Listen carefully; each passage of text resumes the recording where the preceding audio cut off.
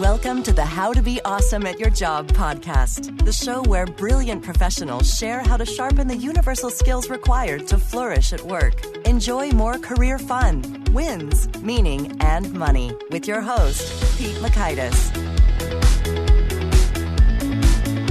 Hello, and thanks so much for joining us here for episode 301 with David Okuniev from Typeform. Typeform is a really cool tool, which is a replacement for like a Google Forms or a SurveyMonkey that lets you collect great data in a delightful fashion. I won't call it a survey. We'll get into it there. But you'll learn 1, how to get the best possible input from your respondents. 2, 3 questions to gain great insight from users. And 3, smart moves when drawing analysis from responses. So if you'd like to check out the show notes or the transcript or the links to items that we've referenced, you'll find that on over at awesomeatyourjob.com/ep301.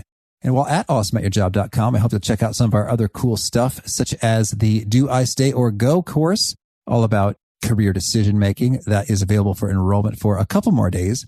You can get there directly by visiting awesomeatyourjob.com/enroll.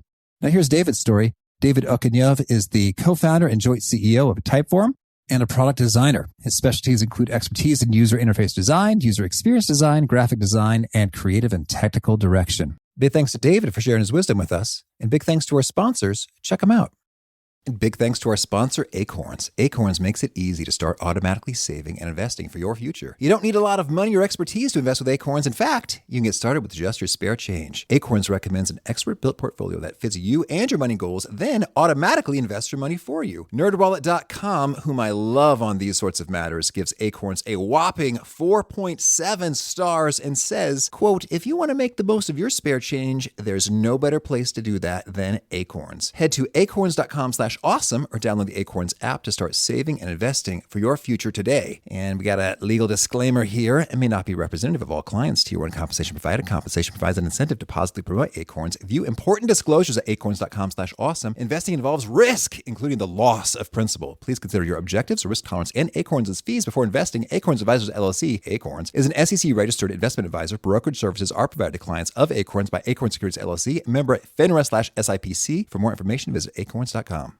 One sponsor to check out is Harvard Business Review. This brilliant magazine, published at hbr.org, is the leading destination for smart management thinking. Fun fact, HBR has been mentioned in 108 episodes of the show. That's because HBR has great stuff that comes up often. They've got explainer videos, podcasts, real-world case studies, and much more. I think of HBR each night that I put on my special orange glasses. Their article, Will Blue Light Glasses Improve Your Sleep?, revealed that those who wore them reported better sleep and a 7% improvement in work performance as compared to those who wore the sham glasses. So I cite HBR anytime anyone tells me that I look silly wearing them. Now, much of HBR's content is available for free when you sign up at their site. Subscriptions that get you unlimited content cost $10 a month.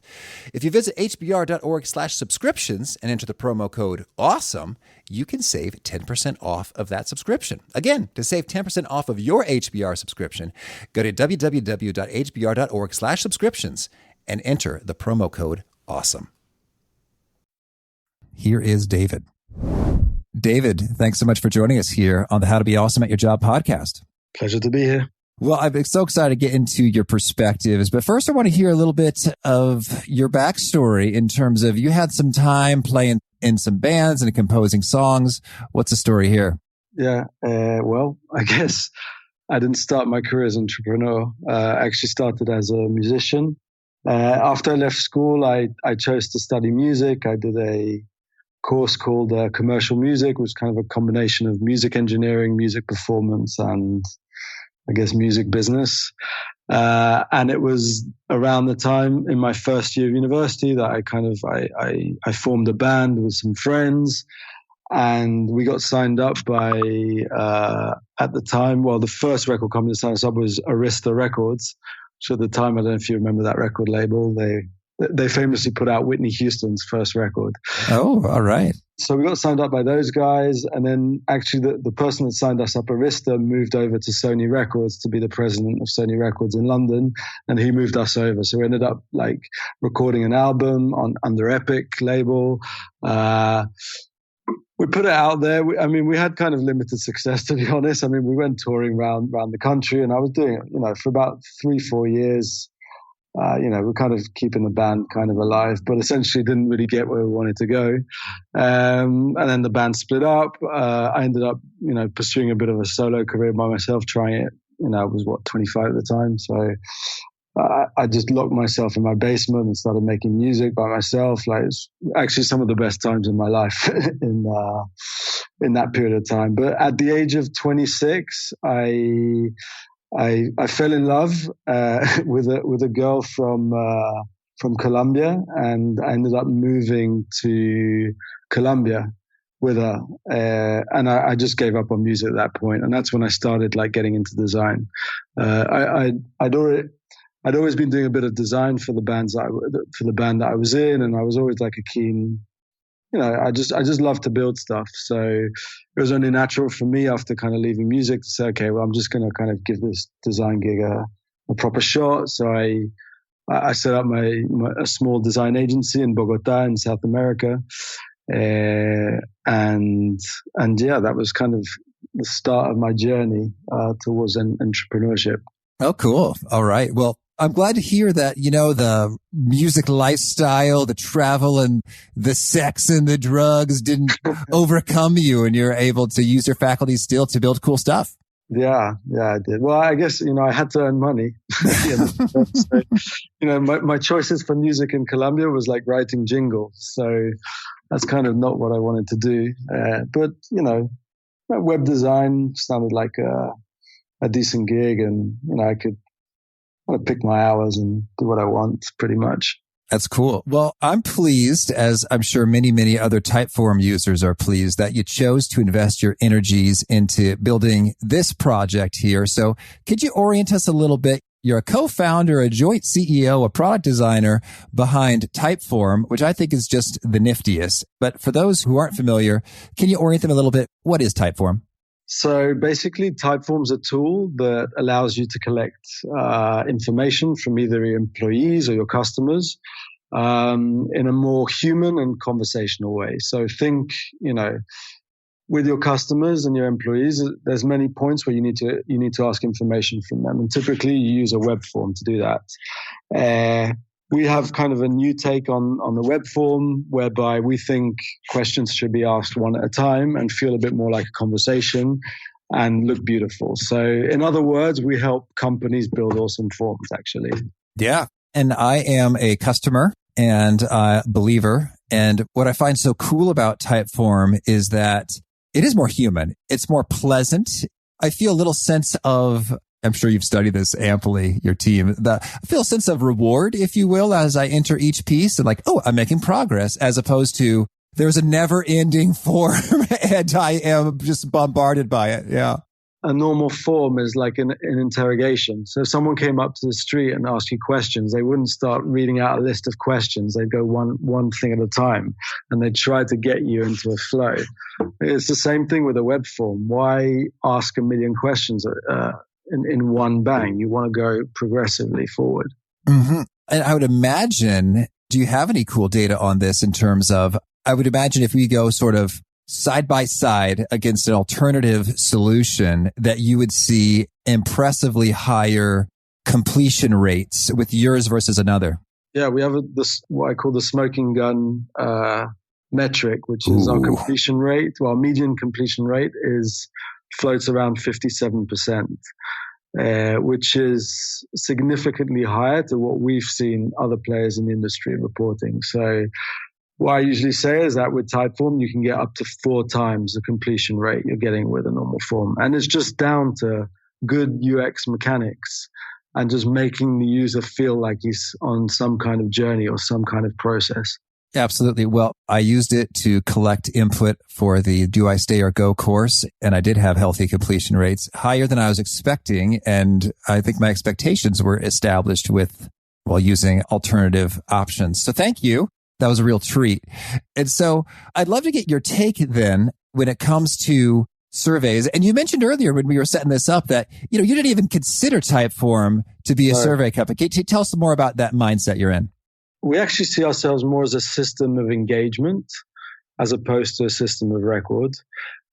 We've never invested heavily in analytics on our platform. We basically we focus very heavily on just getting that data off people. And then we expect you to map that data into your existing system. So integrations is a big play for us. A lot of our users just put their data straight into Google Sheets, and then they do their analytics on that side. And we do provide some basic analytics and the ability to see your data on Typeform, but essentially, it's more of a plug and play kind of system. Mm-hmm. Okay, so you've done a great deal of thinking associated with the human side of this and what makes it engaging, what makes it conversational, and the proof is in the pudding. Wow, 4 times completion rates. That is smoking gun-like. So tell us then, on our side, if we're using Typeform or, heaven forbid, an alternative means of collecting this information, what are some of the best practices in terms of getting the best possible input from folks that we're trying to learn from? Sure. So, I mean, the Typeform format itself is a best practice of going one question at a time, and people really do respond better to conversation as opposed to interrogation. So that's the first thing. So if you, what I usually say to people is try and be yourself. Given that this is a conversation, you don't have to treat, each question like a label. So you can be friendly, use relaxed, non-business language, to get familiar with a respondent. Let them know at the start also how long it's going to take, for them to fill in. If it was a survey, just hold them by the hand, tell them that you're with them, and also, you can also share with them, some insight into why there's benefit for them to take part. One other thing is definitely don't ask too many questions. I mean, especially in a survey where actually most of the benefit is for the questioner. Obviously the more questions you have, the higher the drop-off rate is going to be. And then, as far as, other best practices with the Typeform format, try and use images and videos and animated GIFs just to keep, rewarding the user as they go one question at a time. And take a break in your questions, to make a joke or give some piece of information. Just, keep it conversational as much as possible, right through to the end. Mm-hmm. I liked your point there where you said, show how the survey respondent is benefiting. Can you give us some examples of that? Because indeed, it does seem like the questioner is the one reaping the rewards. What are some examples of benefits that the respondent can be having as well? I guess it depends the use case. But I mean, if it was a survey and you're surveying your customers, just bring them close, try to get them to empathize with the fact that you're trying to improve their experience through the survey. Sometimes you just want to offer a full-on reward at the end. I've seen many lead generation forms where they offer some kind of prize at the end. So just lead them with something to start off with. But if you just say, hey, here are my questions, please answer them, people aren't going to be that inclined to answer. So the more you can do to just tempt them into the questions, the better you'll be off. I like that. The straight up reward incentive is cool. And so I'm thinking I'm about overdue for a full scale survey of listeners, but I did it previously and it was handy. I think sometimes there's a bit of an intrinsic motivator in terms of, by sharing this information, we're better able to give you just what you want or that which is going to be the most relevant to you. Or you are helping thousands of listeners, get content that's all the more applicable and delightful for what you're up to.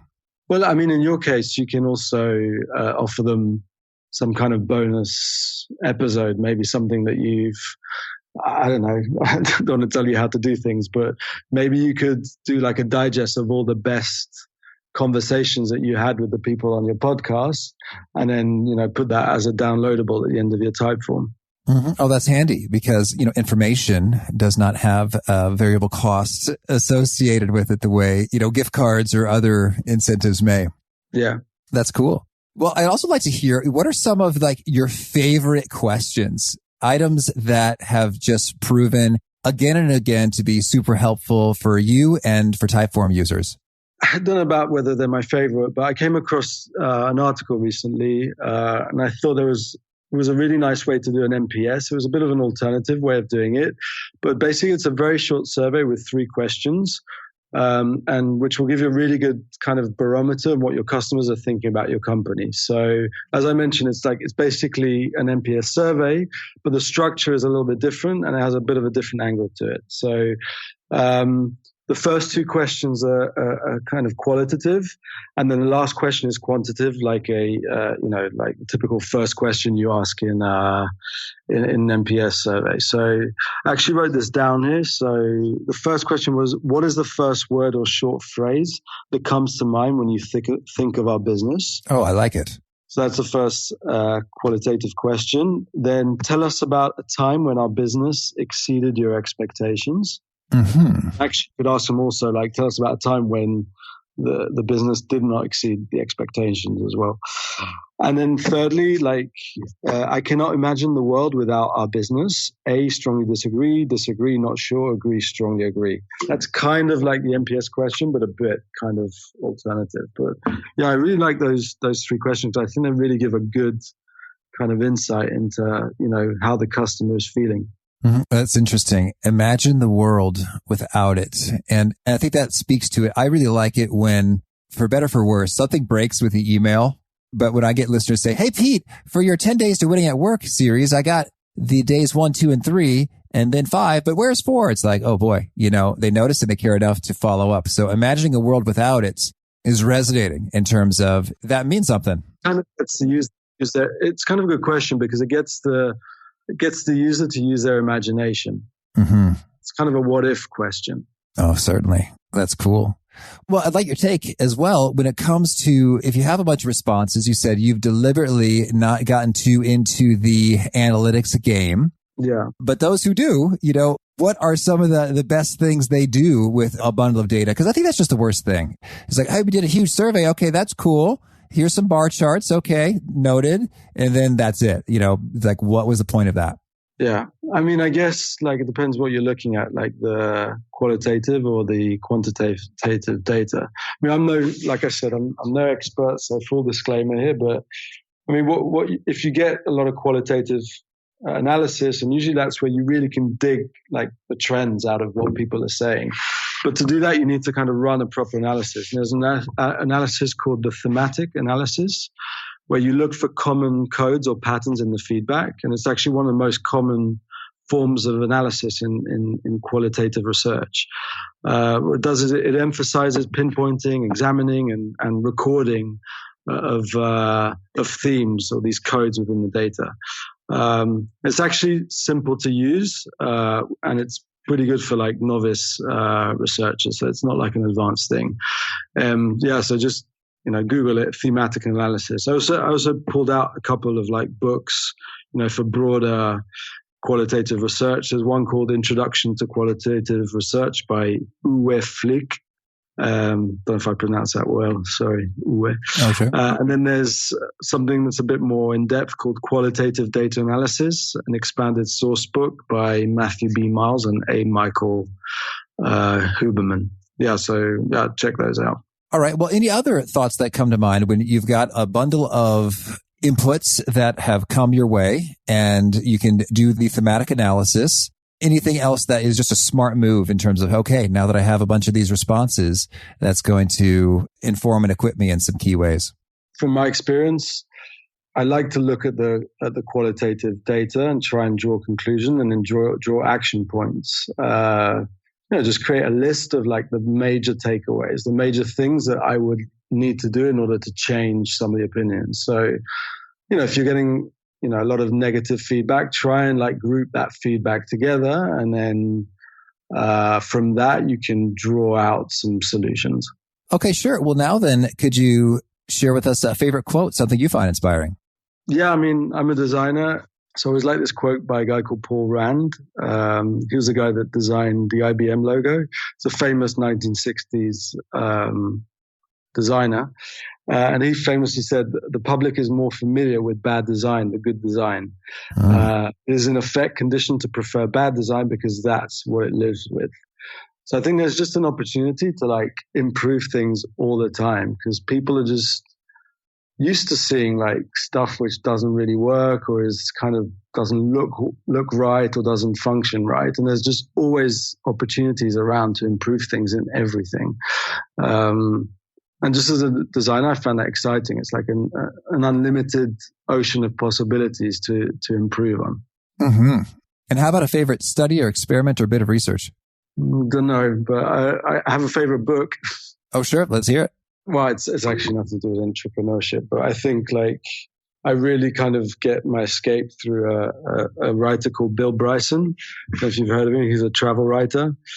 He's a guy that has a really interesting take on the world, and he just documents his travels around the world, and it's really hilarious. It's kind of the kind of thing that if you're on a train, you have to be careful not to laugh out loud. So definitely would recommend that for anyone that's into traveling. Oh, thank you. And how about a favorite tool, something that helps you be awesome at your job?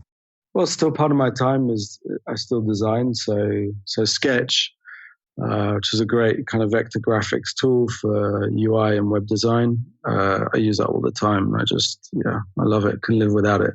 Although there are other good tools out there as well, but I'm just kind of stuck with that one. All right. And do you have a favorite habit, a personal practice of yours that helps you out? Yeah, I mean, as a person, I'm pretty impulsive, kind of a daydreamer as well. What I kind of do to kind of, ground myself is I like to play the drums. That's kind of my meditation. Try to get like any aggression out. It's also a very good way to kind of like study something that's pretty regimented. So yeah, that's one thing I do. Take plenty of walks. Also, I mean, just in work things, like try to avoid having too many meetings in a closed room. Like also just taking someone out, like back to going for a walk, like taking someone out for a walk for a meeting is usually more productive. Mm-hmm. And is there a particular nugget that you share with folks that really seems to connect and resonate with them? They're nodding their heads in agreement. Is there a particular... Yeah, a particular thing that you say often that folks seem to say, oh, yeah. Often find myself repeating that, creating a good product is like origami, because like in origami, every fold that you make counts towards the final output. So if you miss a couple of folds, then that's going to affect the following folds. And actually, the quality of a product is a collection of really well executed tiny details. And if you don't look after those little details, then your final output is going to be as good. So yeah, Typeform, I'm always kind of banging on about like looking after the details as much as possible. Okay. And if folks want to learn more or get in touch, where would you point them? Well, I tweet not that often. We have a really good blog at Typeform where we share a lot of information on conversational data collection and just general entrepreneurship. So check out our blog, www.typeform.com/blog. Mm-hmm. And do you have a final challenge or call to action for folks seeking to be awesome at their jobs? Yeah. Think about the user first. Don't think about, the success that you want for yourself. That is an output. Try and really solve a problem for people. And as an output, you will hopefully have monetary success, but it shouldn't be the input. All right. Well, David, this has been fun. Thanks so much for sharing this, and keep on making Typeform as so delightful as it is. Cool. Thanks. I really like David's perspective about thinking about the user first instead of the success that you want for yourself. And that shows up when you're collecting survey data and doing so in a friendly, one at a time, conversational, not overwhelming, not bombarding, crazy amount of time, crazy amount of questions sort of way, and in a more macro way in all sorts of other dimensions. So good stuff from David. And I do recommend checking out Typeform if you haven't already. A pretty cool way to collect input from folks, and that smoking gun metric, 4 times completions. Pretty impressive. So again, if you want to check out the show notes, the transcripts, the links to items that we've referenced, it's over at awesomeatyourjob.com/ep301. And if you haven't already, I hope you'll push subscribe. You'll hear from our next guest. That will be Wednesday with Bruce Tolgan. On Monday, I'll have a little Memorial Day thought, and I hope to catch you there. and peace. Thanks for joining us for today's episode. To get the most out of this conversation, visit awesomeatyourjob.com to find today's show notes, transcript, and infographic summary cheat sheet. For more entertaining professional skill sharpening, be sure to subscribe to catch the next episode of How to Be Awesome at Your Job.